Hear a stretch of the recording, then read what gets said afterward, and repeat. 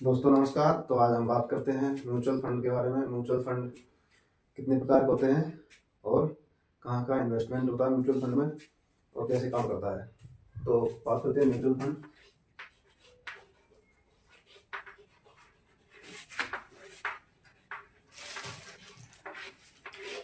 तो दोस्तों बात करते हैं म्यूचुअल फंड के बारे में। म्यूचुअल फंड दो प्रकार का होता है,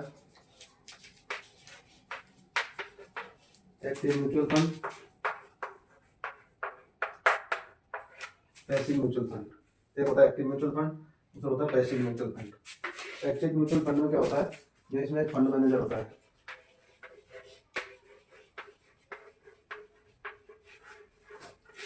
इसमें फंड मैनेजर होता है जो हमारे फंड को मैनेज करता है। पैसिव म्यूचुअल फंड में क्या होता है कि ये डायरेक्ट इन्वेस्टमेंट होता है।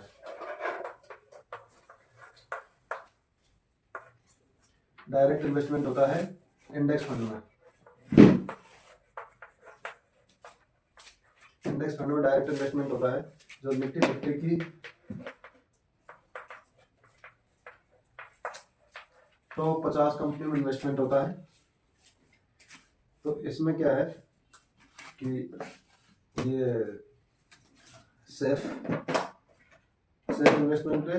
रिटर्न परसेंटेज देखा जाए तो थोड़ा एक्टिव फंड से पैसिव फंड में रिटर्न और परसेंटेज थोड़ा कम मिलता है। और यहाँ मार्केट के उतार चढ़ाव से ज़्यादा फर्क नहीं पड़ता क्योंकि ये टॉप 50 कंपनी में इन्वेस्टमेंट होता है। तो ये डायरेक्ट इन्वेस्टमेंट होने के कारण यहाँ जो एक्सपेंस रेशो जो चार्ज लगता है वो 0.05 से 0.5%, क्योंकि डायरेक्ट इन्वेस्टमेंट होने के कारण एक्सपेंस रेशो भी कम है इसका। इधर जो एक्टिव फंड है उसमें हमारे फंड को फंड मैनेजर मैनेज करता है, हमारे जगह पे वो इन्वेस्टमेंट करता है। तो यहाँ एक्सपेंस रेशो है इसकी बजाय थोड़ा सा ज़्यादा होता है, 0.5 से 2% तक। म्यूचुअल फंड दो प्रकार होता है, एक्टिव फंड, पैसिव। एक्टिव में फंड मैनेजर होता है, वो हमारे फंड को मैनेज करता है। और पैसिव में डायरेक्ट इन्वेस्ट होता है इंडेक्स फंड में, जो निफ्टी की 50 टॉप 50 कंपनी में इन्वेस्टमेंट होता है। रिटर्न परसेंटेज एक्टिव की वजह थोड़ा कम होता है, लेकिन ये सेफ होता है।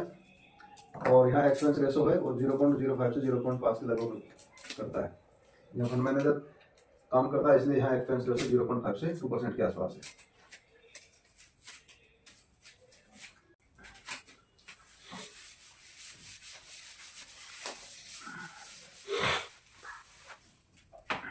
अब बात करते हैं कि जो भी म्यूचुअल फंड है उनको हमने 3 श्रेणियों में रखा है, इक्विटी, डेब्ट, हाइब्रिड। डेब्ट में क्या होता है, जो इन्वेस्टमेंट है गवर्नमेंट सिक्योरिटीज में होता है। गवर्नमेंट सिक्योरिटीज में इन्वेस्टमेंट होता है, तो यहाँ सेफ इन्वेस्टमेंट है। रिटर्न देखा जाए तो यहाँ थोड़ा इक्विटी के बजाय हाइब्रिड से कम मिलता है, क्योंकि ये सेफ इन्वेस्टमेंट है, इसलिए यहाँ रिटर्न और परसेंटेज देखा जाए तो यहाँ कम मिलता है। इधर जो लोग अप टू 5 ईयर्स 5 साल से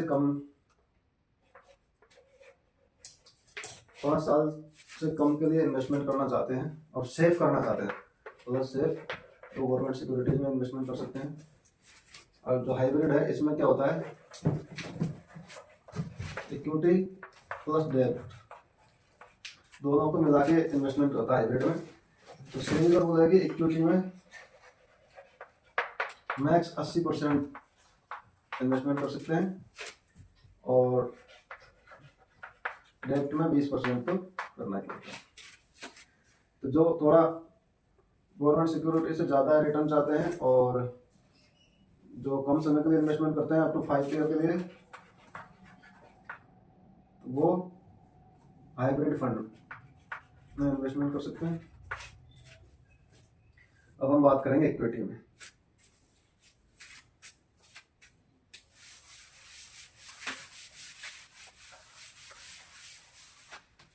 इक्विटी में मार्केट कैप के हिसाब से कंपनियों को 3 श्रेणियों में डिवाइड किया गया है। जो टॉप 100 कंपनी है 1 से लेकर 100 तक, उनको लार्ज कैप में रखा गया है।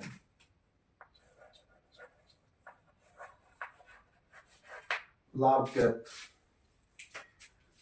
जो 101 से 250 तक कंपनियां हैं उनको मिड कैप की श्रेणी में रखा गया है, और जो कंपनियां 250 प्लस है उनको स्मॉल कैप की श्रेणी में रखा गया है। ये मार्केट कैप के हिसाब से टॉप 100 कंपनियों को लार्ज कैप रखा गया है, तो यहाँ इनका मार्केट कैप होता है 20,000 करोड़ से ज्यादा। जिनका मार्केट कैप है उनको लार्ज कैप में रखा गया है। 5,000 से 20,000 करोड़ तक की कंपनियों को मिड कैप में रखा गया है। 5,000 करोड़ से कम की कंपनियों को स्मॉल कैप में रखा गया है। तो मार्केट कैप के हिसाब से इक्विटी में जो इन्वेस्टमेंट करते हैं, तो जो कंपनियां होती है उनको 3 श्रेणी में रखा गया है। जो टॉप 100 कंपनी होती है उनको लार्ज कैप में, जिनका मार्केट कैप 20,000 करोड़, जिनका मार्केट कैप 20,000 करोड़ प्लस का होता है। और जो 101 से 250 एंड 250 कंपनियां हैं उनको मिड कैप में रखा गया है। इनका मार्केट कैप 5,000 करोड़ से लेकर 20,000 करोड़ तक का है। और जो 250 प्लस कंपनियां हैं उनको स्मॉल कैप में रखा गया है, जिनका मार्केट कैप 5,000 करोड़ से कम का होता है। तो इक्विटी में इन्वेस्टमेंट इन्हीं मार्केट कैप के हिसाब से करते हैं।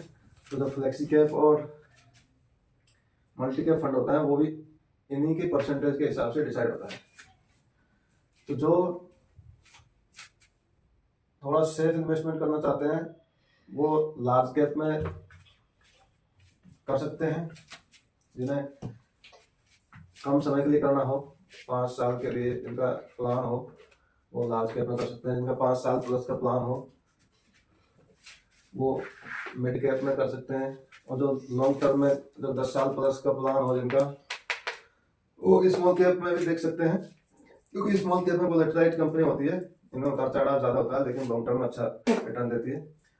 तो इस हिसाब से इक्विटी को डिवाइड किया गया है। तो क्योंकि इनकी मार्केट कैप के हिसाब से कंपनियों को डिवाइड किया गया है। ठीक है दोस्तों, नमस्कार।